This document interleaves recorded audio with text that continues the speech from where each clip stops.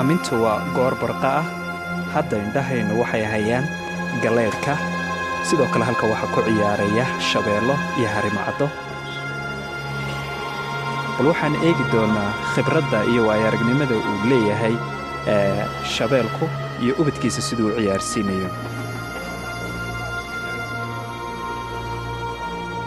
waa aroor hore hadda waxaa soo duulay galeedhkii amba baaskii hadba qofba siduu u yaqaano waxa uu doonayaa inuu ku quraacdo mid ka mid ah bahalkaa yare bartaa ordaya ee shabeelka ee hooyadii ka soo cararay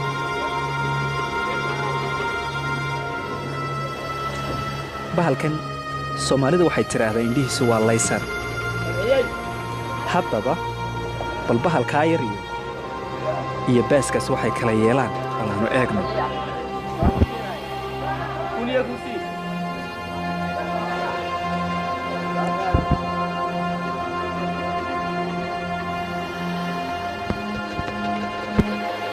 bahalkan wuxuu soo jareexa masaafad aad u dheer isagoo isha amba diiraddiisa ku haya shabeel kaa yar sidoo kale waa uu dhuftayba waxaannu guudka sare ula fuulay mid ka mida geedaka ku yaalla kaynta waxaa walaac fara badan iyo caloolxuma ay ku habsatay hooyadii dhashay shabeelkaasi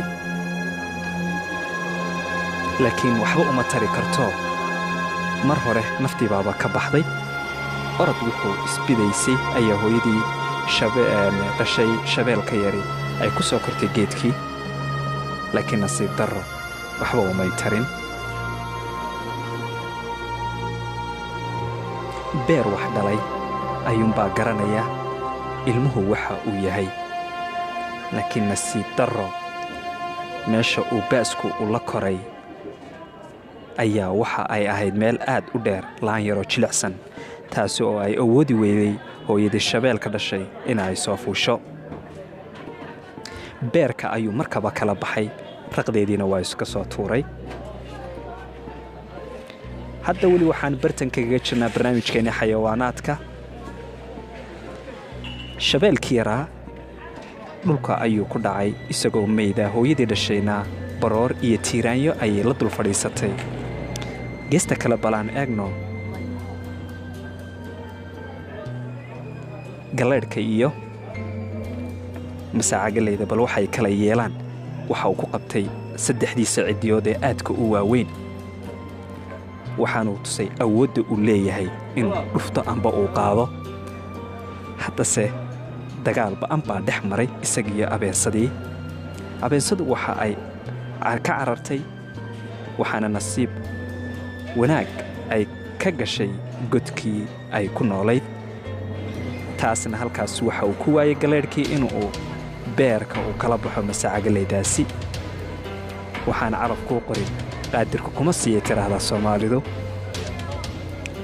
bahalkani masaafada aad u dheer buu duulaa waxaannu sameeyaa waayo-aragnimo aad u dheer bal haddaba aannu eegno shabeelkan ka tallaabaya biyaha dhexdiisa iyo waxyaalaha uu kala kulmo biyahaas inkastoo nugnay biyaha ay ku nool yihiin xayawaanaad kale oo halis u ah inay isaga laftiisa cunaan bal haddaba ma isagaa la cuni mise isagaa wax cuni doonaa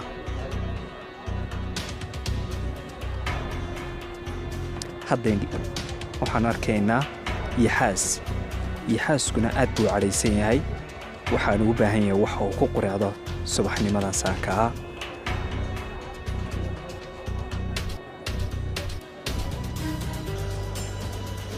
waxaannu arkaynaa inuu shabeelka laftiisa uu doonaya inuu kala jebiyo amba uu ku qureecdo yaxaaskii aanu islahayn isagaaba wax cuni doona dhawaaqii yaxaaska shimbirihii baa ka diday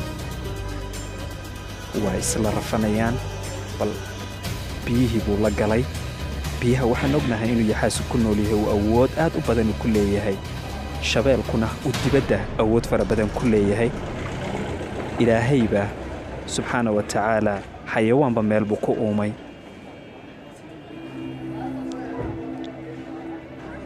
waana isla galgalanayaan ilaa hadda dagaal baaxad laa socda yaxaasku waa isdifaacayaa siduu uga gacan baxo shabeelka soo weeraray balse umay suuro gelinoo madaxa ayuu hayaa. waxaanu kala baxay biyihii isagoo ula sii jeeda dhinaca kaynta. waa uu qaaday waxaanu la fulay geedkaasi weyn siduu ugu qureecdo amba uu cunto uga dhigto oo uu ugala baxsado xayawaanada kale ee dhiggiisa ah amba kaba xoogga waaweyn leh inay cunaan isaga. hadda indhaheennu waxay hayaan gool libaaxa, waxaanay eegaysaa in ay shabeelkaasi ay kala soo hadho yaxaaskaa uu qaatay. gooshii waxaan arkaynaa inay fadhantay amba ay kortay geedkii. gooshu way gaajaysan tahay. hoosteeda waxaa taagan goolal kale oo fara badan oo doonaya iyaguna ina ay shabeelka ka ritaan. hadda waxaa isugu yimid libaaxyada waxaanay doonayaan ina ay shabeelka laftiisa isaga laftiisaba cunaan. raqda uu sitay oo uu soo dhacay rafaadka iyo dhibta badanina uu kala kulmay ina ay bartaa kaga qaadaan. libaaxii baa koraya geedkii amba fananaya hadba qofku siduu yaqaano. libaaxyo fara badan baa isugu yimid. markuu libaaxu yimaado goolihii way ka dareereen goobta. xilkii waxaa la wareegay libaaxyada. waxaannu arkaynaa 3 libaaxoo dhulka taagan iyo mid geedka fuushan. xaggooga sarena waxaa saaran shabeelkii. shabeelku gaajo fara badan baa haysa, dagaal fara badanna waa ugu soo galay hawshaa iyada ah. jixinjixiyo waxaa umuu gelinee wixiisii intuu dhammaystay ayuu orod kaga degay oo uu kaynta ku galay. haddaba bal aanu eegno bal dhalaha shimbiratan la yidhaahdo xuurta amba xuurbadeedda. waxaan arkaynaa dhalaheeda yaryar. waa goor aroornimo ah. qabow fara badan baa ka jira kaynta. waxaa soo weeraray dacawo. dacwadaasi waxa ay ugu jirtaa ina ay dhalaha ka qaadato shimbiraha. laakiin balaan eegna shimbirta waa taa ka qaadatay. haddaba meeday hooyadii dhashay shimbirtani beer wax dhalay allaa dhibici tiraahdaa soomaalidii. waa taa aragtay, way soo baxsatay, way eryatay. bal dagaalkaa iyadiyo dacwada iyo shimbirta balaanu eegno. soomaalida waxay sooranaysaa dacwo iyo shimbir, dee dacwadaaba adage. laakiin markuu beer wax dhalay meesha marayo bahashii dhagahay ka garaacaysaa. labadeeda baal bay ku dagaalamaysaa shimbirtiiyo afkeeda. laakiin dacwada waxaan ku naqaanaa inay khiyaamo badan tahay. marba geesay uga wareegaysay, dhalihii wa'taa ka qaadatay.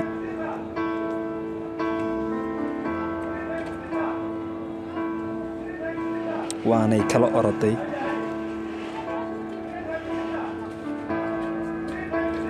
dhibta jirtaa waxa weeyaan dacwadii waxa ay la oroday ay kaynta la gashay dhalihii. mar labaad waxaa soo weeraray dhalihii xayawaano yaryar.